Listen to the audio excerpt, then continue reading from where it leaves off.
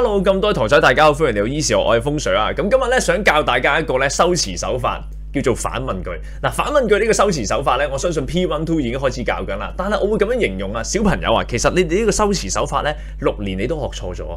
得唔得？好啦，點解呢？因為咧，其實咧，我哋學呢個修辭嘅時候咧，成日都會撈亂同另一個修辭嘅關係，同埋啦，我哋學咗呢個修辭之後，我哋唔識點樣應用落我哋份中文考試卷度，令我哋攞到更好嘅成績。所以今日咧，風 Sir 就會用我獨特嘅風式口訣嚟教大家反問句，保證大家咧記得到反問句嘅意思，亦都可以應用喺我哋試卷度。事不宜遲啦，咁我哋開始噶啦喎。好啦，嗱，同學啊，通常咧我哋學設問反問嘅時候咧，我哋通常咧係會點樣學㗎？喺教科書啊或者老師點講啊？佢話啦，反問句咧就明知故問啊嘛，係咪啊？設問句咧就自問自答，係咪好熟啊？係咪成日都見到啊？但係今日風 Sir 好遺憾咁話俾你聽，呢兩個修辭嘅口訣喺我眼中係大錯特錯㗎。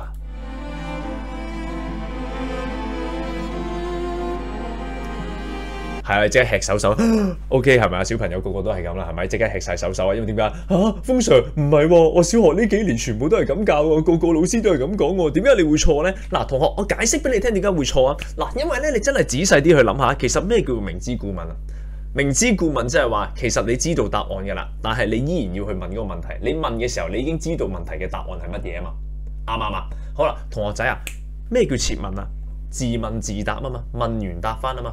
同學，我就想問你一個問題啦。其實啦，設問句都係明知故問嘅喎。點解啊？因為你唔知個答案嘅話，你點樣可以問完之後自己答翻啊？所以你就會發現啊，原來你反問句用明知故問呢，係分唔到設問同反問嘅分別㗎。因為設問都係明知故問嚟㗎嘛，我就係知道個答案，我先可以問完之後講出口啊嘛。明唔明白？所以點解咁多小朋友一 P2、P3 啱啱學嘅時候，成日都會撈亂呢兩嚿嘢，就係咁解啦，得唔得？所以咧，你會發現咧，啲小朋友咧，通常 P2、P3 嘅時候啱啱學咧，成日都撈亂啦，跟住臨尾咧就發現咧靠句數啦，問完之後後邊多句嘢咧就寫設問啦，反問就見到難度不就是，就變咗死記硬背，反而咧就吸收唔到嗰個技巧。反而咧就釐清唔到個概念啦，得唔得？所以今日咧，風 Sir 會教你啊，唔使驚，我會教你風式嘅口訣，令到你清楚劃分到設問同反問嘅分別。OK， 好，事不宜遲啦，我哋繼續去啦。好啦，嗱，同學啊，咁到底啦，風式嘅口訣到底我會咁講啦？咩叫反問句咧？反問句個反咧，其實係相反嘅意思，所以我會咁樣教，反問即是意思相反作問句。OK， 好啦，咩叫意思相反作問句啊？你聽完之後頭大，風 Sir，喂，仲恐怖過之前學嗰啲嘅，唔使驚，慢慢講你聽。嗱，反問句個反咧有相反嘅意思，其實即係咩意思咧？反問句即係話，當你把口問嘅時候，其實你把口問出嚟嘅嘢，同你個心諗嘅嘢咧係正好相反嘅。OK， 嗱，唔信嘅話咧，我實戰同大家試一次，我哋即刻睇睇呢兩條題目好唔好啊？好啦，嗱，好似第一、第二條啦，呢個應該認得出係反問句啦。哦，難道我不英俊嗎？係咪啊？跟住啦，前面嗰個不就是風老師嗎？咁呢個咪反問句啦，係咪啊？嗱，咁點解係反問句咧？套用翻頭先風 Sir 嘅風式口訣啦。風老師第一條佢講咩啊？風老師激動地問同學，佢講咩啊？唔通我唔靚仔咩？嗱，同學啊，你諗真啲啊！風 Sir 咁激動地去問嗰位同學，其實佢個心諗緊啲乜嘢？唔通我唔靚仔咩？即係話，既然咁問得咧，風 Sir 個心覺得自己靚唔靚仔啊？唔通我唔靚仔咩？係啦，其實風 Sir 係覺得自己生得好靚仔嘅。見唔見到啊？把口問就話自己唔靚仔啫，但係個心咧係覺得自己好靚仔啊！你見唔見到把口講嘅嘢同我心諗嘅嘢係啱啱好相反㗎？呢個咪就係意思相反作問句咯，得唔得？睇埋第二條啊，跟住啦，有啲啦嚇，有我啲 fans 啊就話：哎呀，前邊嗰個咧好靚仔嘅男仔咧，咪就係風 Sir 啦，不就是風老師嗎？嗱，我哋又睇咯喎，間低不就是嗱，同學啊。我哋話啦，前面嗰個好靚仔個，咪就係風 Sir 咯。其實當我問呢條問題嘅時候，我心覺得嗰個人係咪風 Sir 啊？冇錯啦。其實我把口問嘅時候，我心覺得嗰個人就係風 Sir 啦。係啦，你就好肯定前面嗰個係風 Sir 啊嘛。所以呢度記住咯噃，把口就話唔係啫。個心你就覺得嗰個就係風水喎。你見唔見到又係一樣，把口問嘅同你個心諗嘅嘢又係正好相反㗎。呢啲咪就係意思相反作問句咯。得唔得？而且我風式口訣更好記嘅地方係咩啊？因為反問個反本身有相反嘅意思，你會發現更加好記，同埋釐清到設問反問嘅分別啦。得唔得 ？OK， 呢個就係風 Sir 送俾你哋嘅風式口訣啦。但係唔好熄呢條片住，因為咧，當你見到進度條嘅時候，你發現咧，風 Sir 應該仲有啲乾貨教俾你嘅。冇錯，我就有啲乾貨教俾你啦。到底學完呢個修辭手法之外啦，除咗喺修辭辨識呢度攞到分之外，仲有啲咩地方度可以用呢種修辭幫我哋攞分呢？即刻同你睇下。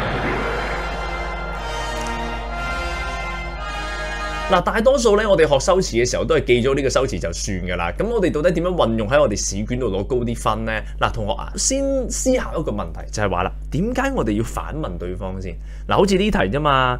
嗱，你話咯，前面嗰個咧好靚仔嗰個咪就係風 Sir 咯。其實你唔使反問佢嘅，你直接講咪得。哦，前面嗰個係風 Sir 嚟㗎，咁咪得咯。點解我哋要反問佢咁多餘啊？又或者呢條唔通我唔靚仔咩？唔使咁噶，你直接同佢講咪得咯。我好靚仔噶，咁咪得咯。點解要反問佢咁多餘啊？有冇諗過呢個問題啊？嗱，同學，咁而家我哋思考下咯。點解會咁呢？開估俾你聽，因為反問比起一般嘅句子，佢最大嘅特點就係語氣重啊。嗱，咩叫語氣重啲啊？例如你上堂唔識嗰條題目呢，咁呢風 Sir 就會好溫柔嚇行埋嚟。誒，唔識嘅係咪啊？唔識嘅啊，加油啊！要識做啊！咁樣係咪好溫柔啦？係咪？咁但係啦，我亦都可以咧，好惡咁樣反問你㗎，係咪？見到你條題目咁簡單都唔識，我會講咩啊？哇！你咪咁都唔識啊嘛？嗱，呢個唔覺得咧？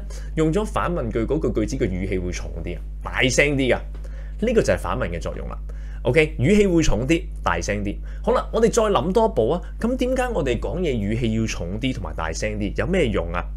同學，好簡單啫嘛，因為我哋要表達嘅嘢好重要，所以我哋先要講得咁大聲，因為我哋要對方聽得到你講乜，因為呢樣嘢好重要。所以啦，由此我哋可以推斷呢，其實反問句有一個強調重點嘅作用㗎，佢語氣比較重啲。得唔得？好啦，咁到底呢一個理論咧點樣應用喺我哋技巧度呢？好簡單，當你咧考試嘅時候做句意、段意辨識、揾段落大意咧，你就可以用反問句嚟到幫你揾到當中嘅重點啦。嗱，唔信嘅話咧，即刻同你試一次啊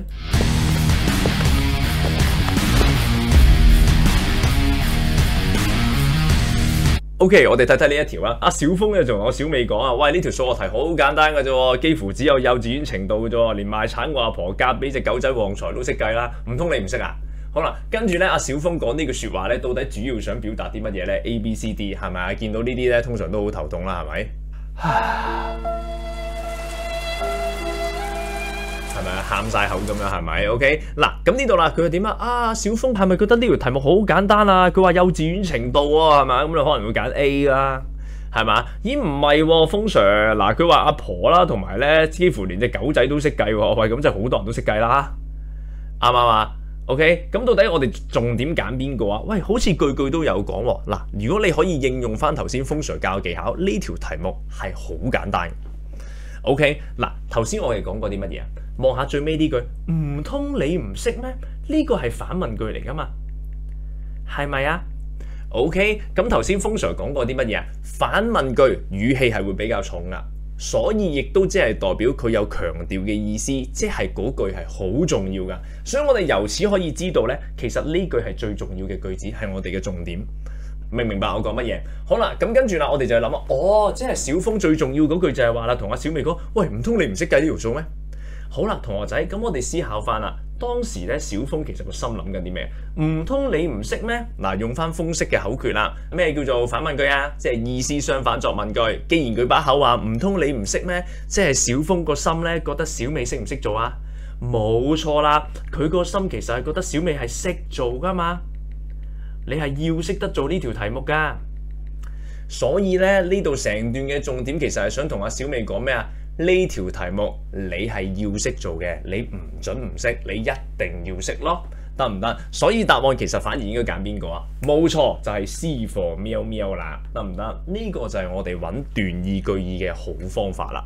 好啦，嗱，同學仔，咁我哋總結翻今日學過嘅嘢啦。記住反問句唔係明知故問，兜巴煎死佢，以後邊個夠膽同你講，你就記住我個封式口訣就得啦。意思相反作問句，把口問嘅同心諗嘅相反。另外啦，我哋再諗多少少啦。喂，點解要反問啊？因為反問嘅語氣比較重啲啊嘛，所以啦，佢會有到一個強調嘅作用，可以用嚟幫我哋突顯重點。所以當你句意斷意嘅時候，見到反問句咧，非常好，嗰句就係我哋要嘅重點啦，得唔得？非常之咁簡單。我係風 Sir，我哋下次再見啦，俾心機準備好今次嘅考試啦，祝你哋加油。OK，拜拜。